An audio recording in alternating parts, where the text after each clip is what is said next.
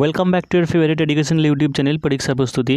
প্রাকৃতিক দুর্যোগ এবং তারপরে আমার একটা মোবাইল ডেট এবং হারিয়ে যাওয়ার কারণে তোমাদেরকে রেগুলার ভিডিও দিতে পারিনি, তাই চলো আজকে শুরু করতে চলেছে প্রেসি রাইটিং।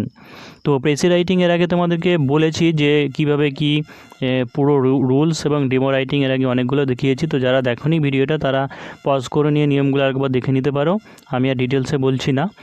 আর বা আমি আগের প্রেসি রাইটিংয়ের লিঙ্কটা দিয়ে দিচ্ছি, তোমরা সেখান থেকে দেখে নিতে পারো। তো এই রকম তোমাদের একটা প্যারাগ্রাফ থাকবে, তো সেই প্যারাগ্রাফটা পড়ে তোমাদেরকে একটা কি প্রেসি লিখতে হবে।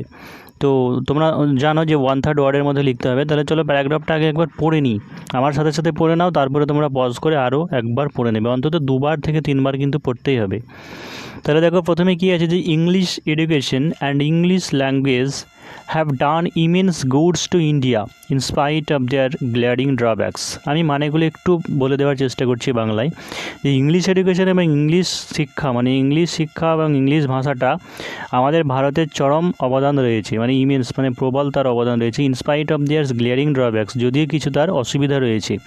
The notions of democracy and self government are the born of English education. The notions of democracy মানে গণতন্ত্রের যে ধারণাটা বা সরকারের যে ধারণা, সেটা কিন্তু ইংলিশ শিক্ষা থেকেই কিন্তু জন্মেছে। Those who fought and died for mother India's freedom were nursed in the cradle of English thought and culture. তাহলে those who fought and died মানে যারা মাতৃভূমির জন্য, দেশের জন্য কিন্তু যারা প্রাণ দিয়েছে, তারা কিন্তু ইংলিশের কালচার মানে ইংলিশ সাহিত্যটা শিখেই কিন্তু লালিত পালিত হয়েছে। তো এখানে যে নাস্ট মানে এটা হচ্ছে মানে লালিত হওয়া, সমৃদ্ধ হওয়া। ক্যাডেল মানে হচ্ছে লালিত পালিত হওয়া, ফস্টার বলতে পারো বা ব্রিং আপ। তারপরে হচ্ছে কি the West has made contribute to the east, অর্থাৎ সারা থেকে মানে পশ্চিম থেকে পূর্ব সবটাই তার অবদান রয়েছে। The history of Europe has fired the heart of our leaders, মানে ইউরোপের ইতিহাস আমাদের দেশের নেতাদের হৃদয়কে মানে জ্বালিয়ে দিয়েছে, মানে তাদেরকে আরও উদ্বুদ্ধ করেছে। Our struggle for freedom has been inspired by the struggles for freedom in England, America and France, অর্থাৎ ইংল্যান্ড, আমেরিকা, ফ্রান্সের যে স্বাধীনতা সংগ্রামের যে যুদ্ধ, সেইটা কিন্তু চরমভাবে ইন্সপায়ার করেছে, প্রভাবিত করেছে। If our leaders were ignored of English, যদি আমাদের নেতারা ইংরেজিটাকে যদি অবহেলা করতো, and if they had not studied this language, এবং তারা যদি ইংরেজিটা না পড়তো, how could they have been inspired by this heroic struggles for freedom in others lands, তাহলে তারা অন্য দেশের জন্য কীভাবে এইভাবে প্রভাবিত হতো। অর্থাৎ ইংরেজি সাহিত্যটা যদি না শিখতো, তো আমেরিকা, ইংল্যান্ড, ফ্রান্সের যে স্বাধীনতা সংগ্রামী যে সমস্ত স্বাধীনতা মুক্তি সংগ্রাম থেকে তারা উদ্বুদ্ধ হয়েছিল, তাহলে তো তারা বুঝতে পারতো না, বা তাদের মনের মধ্যে সেটা কিন্তু জাগতো না। তাই English therefore did us great good in the past and if properly studied will do immense good in future. তাই ইংলিশ সেই জন্য যদি ভালো করে যদি শিখতে পারা যায়, তাহলে সেটার কিন্তু মানে একটা ভালো ভবিষ্যৎ রয়েছে।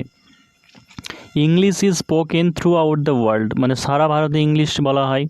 For international contact, our commerce and trade, for the development our practical ideas, for the scientific studies, English is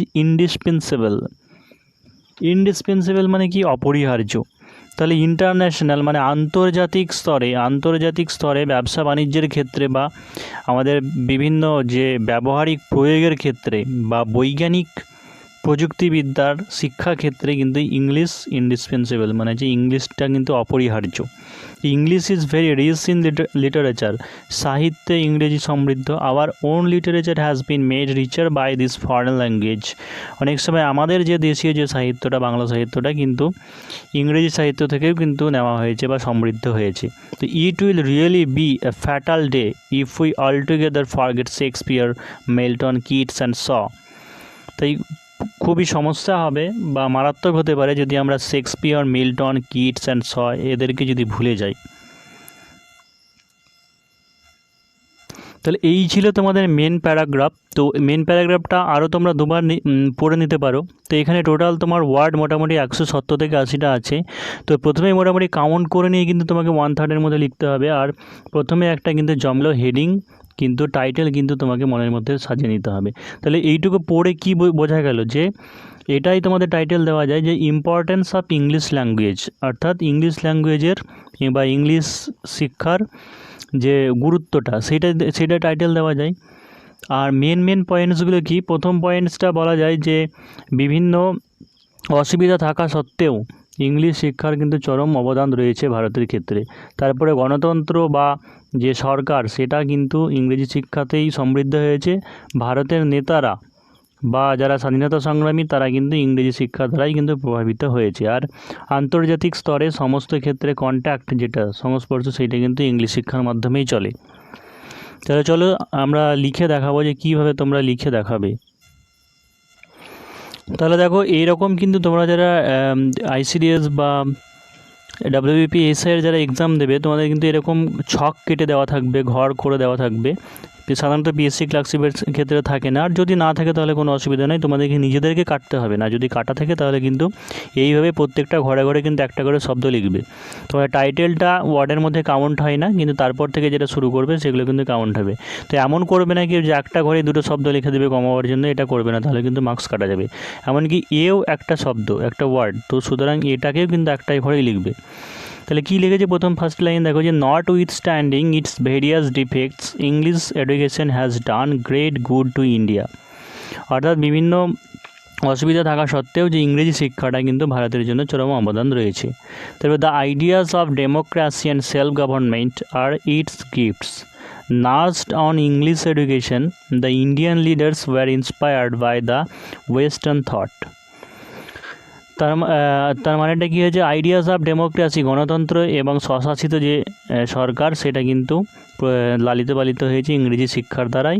সেই সাথে যারা ভারতীয় নেতারা তারাও কিন্তু পাশ্চাত্য শিক্ষা থেকে বা ইংলিশ শিক্ষা থেকেই কিন্তু প্রতিফলিত হয়েছে, উদ্বুদ্ধ হয়েছে। Western thoughts culture and fought for motherland's freedom, এইখানটা পর্যন্ত শেষ হয়েছে।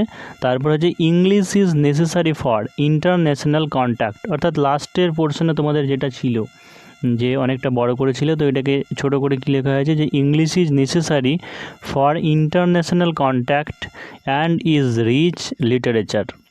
লাস্ট লাইন হচ্ছে its master mind can not be neglected. অর্থাৎ এটাই যে ইংলিশের যে অবদানটা সেটাকে কিন্তু কোনো মতেই কিন্তু নেগলেক্ট করা যাবে না। এটার কিন্তু সব জায়গাতে শিক্ষাক্ষেত্রে বা যে কোনো জায়গায় কিন্তু এর প্রভাব আছে। তাই ইংরেজি শিক্ষাটা কিন্তু আমাদেরকে শিখতে হবে। আমাদের মাতৃভাষাকে যেমন আমার গুরুত্ব দেওয়া হচ্ছে, মাতৃভাষাটা শেখা যেমন দরকার, তেমনি ইন্টারন্যাশনাল স্তরের ক্ষেত্রে বা জাতীয় কন্ট্যাক্ট করার জন্য, আন্তর্জাতিক কন্ট্যাক্ট রাখার জন্য কিন্তু ইংরেজি শিক্ষাটা প্রয়োজন রয়েছে।